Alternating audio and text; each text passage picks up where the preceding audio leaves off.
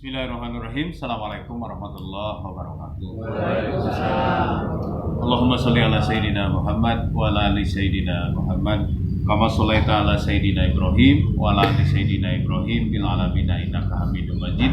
Rabbi shrah li sadri wa yassir li amri wahlul 'uqdatam min lisani yafqahu qawli.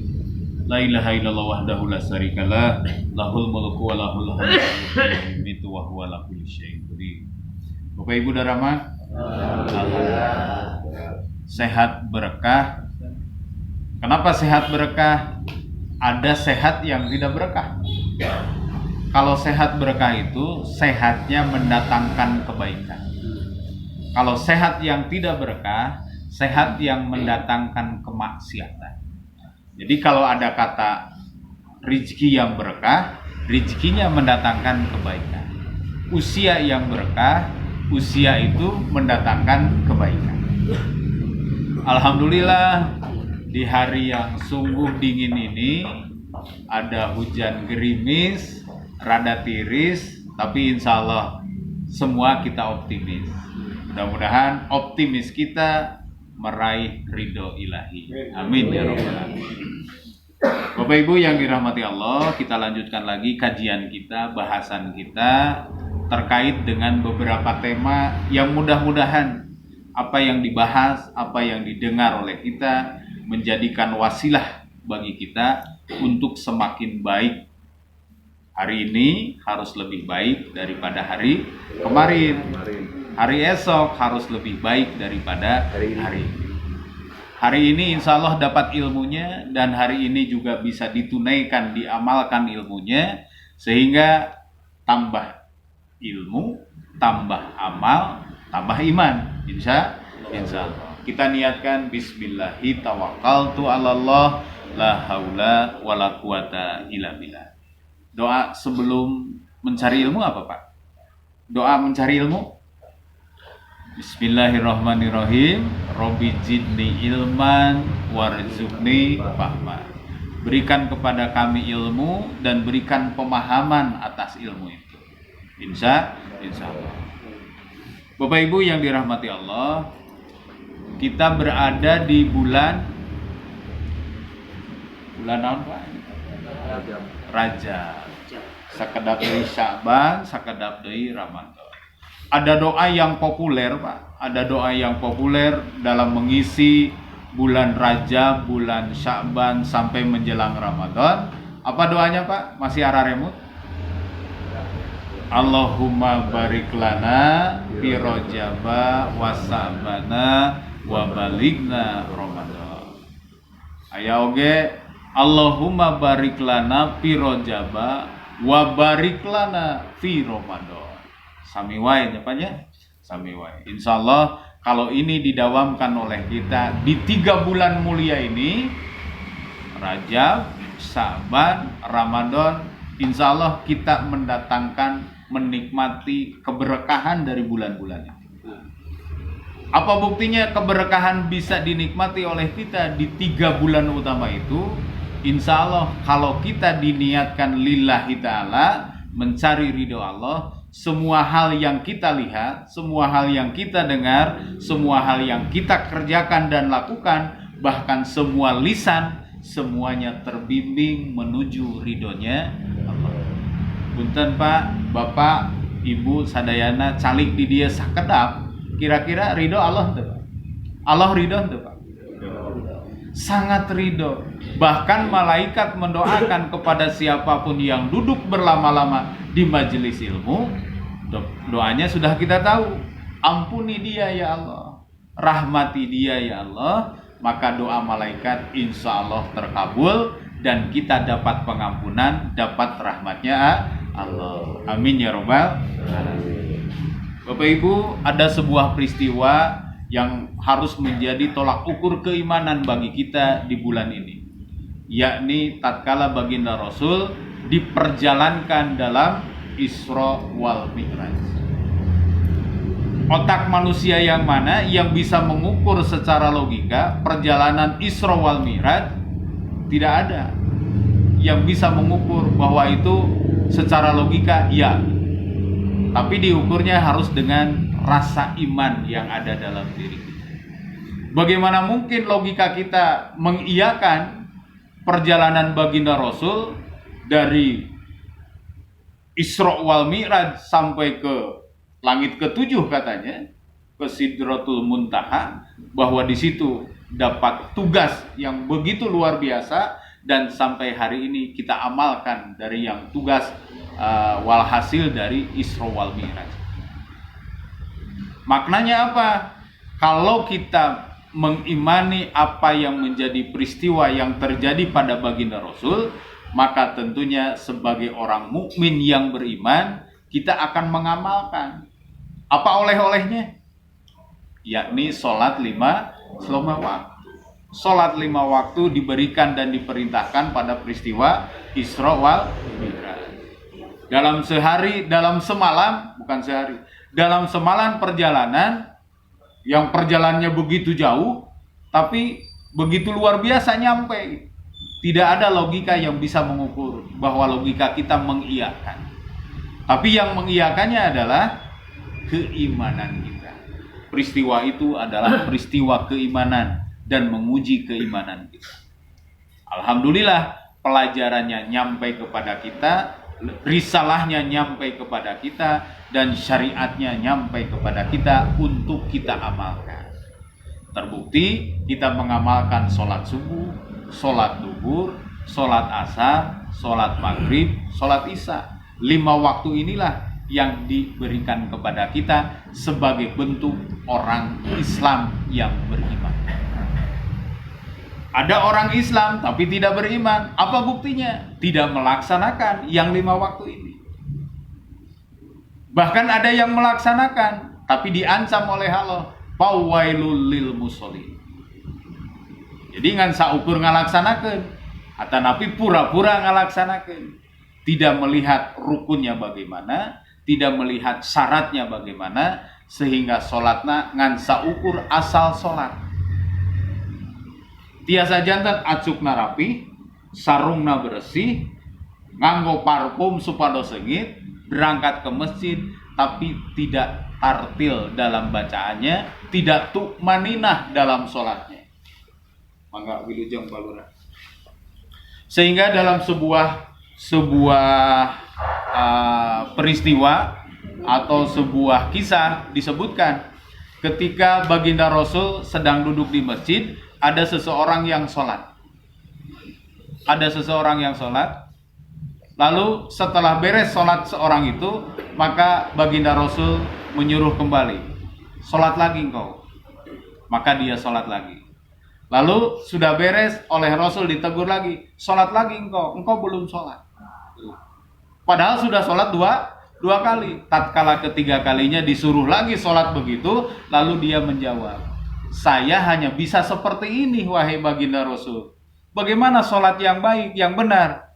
Kamu tidak tartil, kamu tidak tu'maninah dalam sholat. Kan orang masuk sholatnya rurusuhan banyak. Hoyong enggal beres, hoyong enggal beres sholatnya, tak etate tu'maninah. Baginda Rasul menyuruh lagi sholatnya. Bisa jadi tidak tu'maninah kita karena kita fawailul lil musholin, tergolong kepada orang yang sholat tapi celaka. Kan rugel banyak. Aya istilah Sunda, capek gawe teu kapake tah nu kitu. Urang sholat tapi sholatnya tidak menjadikan kita baik. Sholatnya tidak bisa menjadikan kita lebih baik. Padahal sholat itu tanha anil fahsya'i wal munkar. Bisa mencegah kemungkaran, bisa melaksanakan kebaikan. Jadi oleh-oleh Isra Mi'raj ini harus menjadikan dasar bagi kita bahwa kita akan lebih baik tatkala kita melaksanakan amalan yang 5 waktu. Bisa dibayangkan oleh kita berapa lama diperintahkan oleh Allah Subhanahu wa taala terkait dengan sholat ini. Pertamanya tidak 5 waktu, Pak. Ini terakhir 5 waktu tadi. Pertamanya berapa? 50 waktu. Bisa dibayangkan kalau 50 waktu kita kerjakan sholat, setengah jam sekali kita sholat. Belum ngapa-ngapain aktivitas, ngong deui adan. Belum apa-apa aktivitas di keluarga, aktivitas di kantor, ngong deui adan. Bagaimana ribetnya gitu. Allah memberikan keringanan, dikurangi sholatnya sampai 3 kali keringanan. Dan yang terakhir adalah 5 waktu. Itu pun kata Nabi Musa, umatmu tidak akan kuat katanya. 5 waktu, umatmu tidak akan kuat. Terbukti sekarang, masjid ketika berjamaah, sholat subuh hanya beberapa.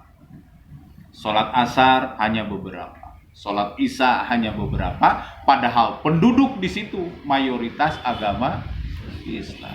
Ini yang harus menjadi bagi kita renungan, harus menjadi pemikiran bersama. Karena apa yang menjadi disampaikan oleh Nabi Musa ketika bertemu dengan baginda Rasul tatkala turun dari Sidratul Muntaha, disebutkan 5 waktu masih terasa berat. Terbukti kita harorea. Rasanya, nah ini harus menjadi perhatian kita bersama. Bahkan sholat itu menjadi cara untuk menghibur diri, Pak. Tatkala baginda Rasul sedih, tatkala baginda Rasul kehilangan orang yang dicintainya, pamannya meninggal, istrinya meninggal, maka apa hiburannya? Hiburannya oleh Allah diberikan tugas diberangkatkan ke Sidratul Muntaha untuk mendapatkan perintah sholat.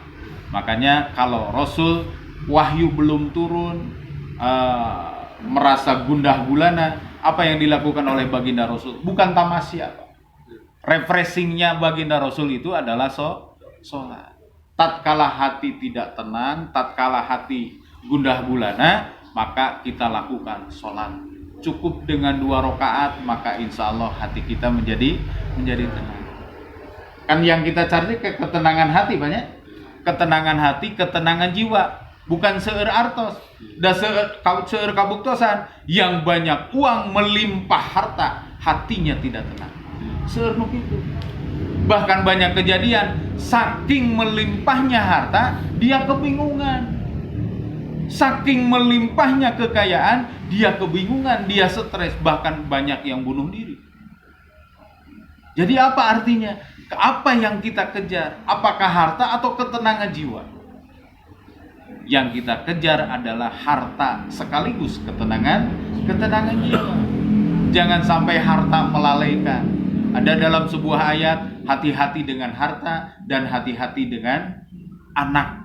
Kenapa harus hati-hati? Karena harta bisa melalaikan dan anak bisa melalaikan. Seueur kajian tenan, Pak. Seueur kajian tenan. Tidak harus jauh-jauh, di rumah kita lah. Di rumah kita. Di rumah kita ada sarana hiburan. Laras banyak? Apa itu? TV. Ketika acara TV lagi asik, ngong azan, apa komentar lisan kita? Bisa ada deui gini? Bukan alhamdulillah. Kan geus adan deui jiga nu ulah adan gitu nya. Geus adan deui TV nuju rame. Persib nuju main dan lain sebagainya. Apa yang kita pilih? Melanjutkan tontonan atau matikan TV lalu pergi ke masjid? Bapak Ibu sendiri yang tahu jawabannya. Apa yang dilakukan dalam waktu itu? Ya, aya nu neraskeun nontonna, da acara nuju rame, aya nu di pareuman lalu berangkat ke masjid, aya nu salat di payunan TV. Allahu Akbar bari nonton Persib. Aya Pak nu kitu teh. Bisi kakantun informasi golna ku saha eta. Aya banyak nu kitu. Seueur nu kitu teh. Tah ini harta yang melalaikan. Kesenangan yang melalaikan. Nauzubillah summa nauzubillah. Mestinya harta itu mendatangkan keberkahan, tapi ini harta ini melalaikan bagi kita. Nauzubillah summa nauzubillah. Makanya Allah senantiasa memberikan warning dalam Al-Quran. Ayat demi ayat diberikan kepada kita, disampaikan kepada kita. Ayat mana yang menegur kepada kita hari ini? Ayat yang mana yang mengingatkan kita untuk taqarrub ilallah, senantiasa zikrullah, mengingat Allah. Dalam kitab ini Nasaihul Ibad karangan Imam Nawawi disebutkan begini, Pak. Ada 3 cara menghilangkan kesusahan. Ada 3 cara menghilangkan kesusahan. Kan orang teh hoyong senang bahagia banyak. Aya tilu carana. Dan ternyata carana Bapak Ibu tos terang. Bapak Ibu semuanya sudah pada tahu, kita sudah pada tahu. Apa caranya? Seorang pakar ketabiban, tabib itu ahli pengobatan. Orang makan dokter begininya, dokter. Seorang pakar ketabiban yang spesialisnya dalam bidang kolbu, spesialis kolbu, tabib hati, mengatakan bahwa kiat untuk menghilangkan kecemasan itu ada 3. Yang pertama, zikrullah, mengingat Allah. Zikrullah, mengingat Allah. Yang kedua, menemui para wali Allah. Siapa itu para wali Allah? Para alim ulama, para ustadz, para kiai yang tentunya keilmuan keagamanya mumpuni. Dan yang ketiga, mendengarkan nasihat orang bijak. Mendengarkan nasihat orang bijak. Coba punten Bu. Kalau kita senantiasa mengingat kepada Allah dalam kondisi aktivitas kita, dimanapun aktivitasnya, sedang apapun aktivitasnya, dalam waktu kapanpun aktivitasnya, senantiasa zikrullah, kira-kira yang dikerjakan dan diperbuat memungkinkan maksiat tidak? Tidak mungkin maksiat tatkala hati kita terkait dengan Allah. Tidak mungkin. Tidak ada yang sedang bermaksiat tapi hatinya zikrullah, tidak ada. Belum pernah ada kisah, belum pernah ada kejadian. Justru mereka yang lalai kepada Allah lah yang ternyata bermaksiat. Cobi punten, kalau bermaksiat hati tenang atau hati risau? Tidak ada yang bermaksiat hatinya tenang, walaupun dia tertawa terbahak-bahak. Adakah orang yang bermaksiat sambil menangis? Tidak ada. Yang bermaksiat pasti tersenyum, yang bermaksiat pasti tertawa. Karena sedang lalai. Tertawa yang sedang lalai itu berbeda dengan tertawa orang yang sedang ingat. Ini yang harus menjadi perhatian bagi kita. Apa yang dimaksud dengan mengingat Allah dalam hal ini? Dalam kitab ini diuraikan bahwa bertasbih itu mengingat Allah. Apa bacaan tasbih? Subhanallah. Lalu tahmid juga mengingat Allah. Alhamdulillah. Tahlil mengingat Allah. La ilaha illallah. Bahkan takbir juga mengingat Allah. Nah, tahlil mengingat Allah, takbir mengingat Allah, tahmid mengingat Allah. Maka kalimat mana dalam keseharian kita yang senantiasa membimbing dan mengarahkan kita dalam setiap aktivitas? Punten, upami nunjuk nyerat kalimat nu kaluar tina lisan kita apa? Apakah nyanyian syair dangdut atau kalimat ini? Urang makan sok ngahariring, dan ngahariringna adalah lagu-lagu yang tidak bermakna. Coba lamun ngahariringna sholawat. Coba lamun ngahariringna berzikir subhanallah walhamdulillah sambil nyurit, sambil nyerat, sambil ngetik, palurah sambil tanda tangan SK, sambil tanda tangan ketentuan, kewajiban dan lain sebagainya. Kalau itu kita hujamkan dan niatkan dalam diri kita, maka insya Allah ihdinas siratal mustaqim, petunjuk jalan yang lurus senantiasa kita rasakan. Yakin nggak kepada hal itu, Pak? Kalau kita yakin, mari bersama-sama kita amalkan apa yang sudah kita tahu. Karena inti daripada ilmu adalah amal. Banyak ilmu tidak diamalkan, seperti pohon tidak berbuah, lebat daunnya tidak berbuah. Walaupun meneduhkan itu pohon, terasa tidak ada manfaat karena tidak berbuah. Tapi kalau pohon berbuah, walaupun daunnya tidak ada, tidak meneduhkan, pasti terasa manfaat. Ya kan? Jadi ilmu itu adalah buahnya amal. Buahnya daripada ilmu adalah amal. Barang siapa yang sedang menuntut ilmu, pergi dalam perjalanannya, lalu dia berniat menuntut ilmu, dia mati dalam perjalanan, maka tergolong mati syahid. Barang siapa sedang menuntut ilmu, sesungguhnya dia sedang menuju pintunya surga. Barang siapa yang sedang menuju kemaksiatan, maka sesungguhnya dia sedang menuju pintu neraka. Tahu urang eta teh tos terang, cuma naha janten haroream, naha janten malas. Ada setan di kiri kanan kita, ada setan di depan dan di belakang kita, yang senantiasa menggoda kita, yang senantiasa menjerumuskan kita. Supaya apa? Supaya ingkar kepada Allah, lalai kepada Allah. Apa obatnya supaya tetap seperti itu? Tadi disampaikan ada 3 obatnya, yakni zikrullah, menemui para wali Allah, dan menemui orang-orang bijak. Alhamdulillah, hari ini kita dapat petuah dari seorang pakar ketabiban yang tidak mau disebut namanya. Dalam kitab ini tidak disebutkan namanya, tapi referensinya hadir kepada kita hari ini. Insya Allah. Janten ilmu tuh Pak. Sakedik tapi janten ilmu. Tekedah seueur ngaos mah. Sebentar tapi harus jadi ilmu. Dan tatkala jadi ilmu bisa diamalkan. Punten Bapak Ibu, upami nuju gober. Kalimat apa yang keluar dari lisan kita? Nuju beres. Apakah ngabetem? Atau kita bercerita? Atau kita ngahariring? Tahu pami ngahariring aya nama cobian, hariringna ku sholawat. Jawabannya ngahariringna ku sholawat. Kata baginda Rasul melalui kata Allah dalam firman-Nya melalui baginda Rasul begini.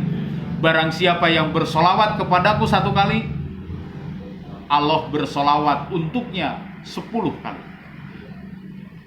Barang siapa yang bersolawat untukku 1 kali, Allah ampuni 10 kesalahan dosanya. Dan barang siapa bersolawat kepadaku 1 kali, Allah tingkatkan derajatnya 10 kali kebaikan. Ini janji Allah melalui baginda Rasul. Apakah janji Allah tidak akan ditepati? Pasti ditepati. Tinggal kitanya menunaikan mau atau tidaknya. Ya, insya Allah. Mudah-mudahan wasilah pengajian hari ini, wasilah daripada pertemuan hari ini menjadikan wasilah pula kebaikan untuk kita